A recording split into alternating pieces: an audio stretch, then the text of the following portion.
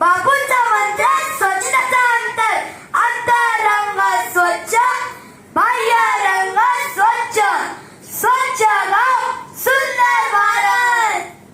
आज 2 ऑक्टोबर बापूंचा वाढदिवस. अहिंसा व सत्य आणि कचरा पेटी विसरू नका. अरे गांधीजींनी फक्त चष्मा लावून फोटो नाही काढला, त्यांनी हातात झाडूही घेतला. हो, बरोबर बोलला हर्ष. गांधीजी म्हणाले स्वच्छता हीच खरी सभ्यता. तुम्हाला एक सांगू, स्वच्छतेशिवाय समाजाचा आरोग्य नाही. अहिंसा व सत्य शिवाय जीवन कसं सुंदर. आणि स्वच्छतेशिवाय व्हॉट्सअप ग्रुपवर गुड मॉर्निंग पण नीट दिसत नाही. अहो, सत्य न सांगितलं तर मैत्री गोंधळात पडते हो.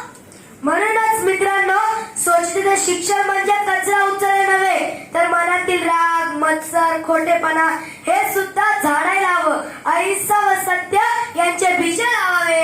अरे दादा, तू म्हणतोस ना मन स्वच्छ ठेवावं, तर मग मन स्वच्छ ठेवण म्हणजे फक्त झाडूने कचरा साफ करायचा का, की मित्रांशी बोलताना सत्य न सांगून आईचा राखायची?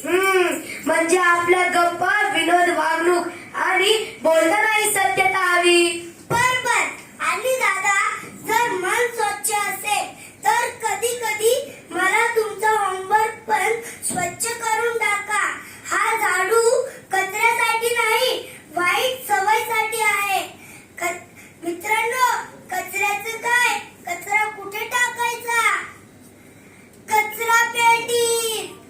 हो, घर स्वच्छ, मन स्वच्छ. आणि मोबाईलची स्क्रीन पण स्वच्छ.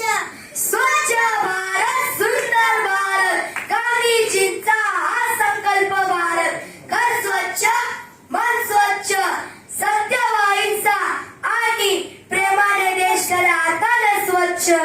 कचरा कुठे? कचरा पेटी. देश कसा? स्वच्छ सुंदर असा. अरे मित्रांनो, झाडूने कचरा साफ करा, पण दादाला सोडू नका हो. गांधीजींचा स्वप्न आपलं कर्तव्य.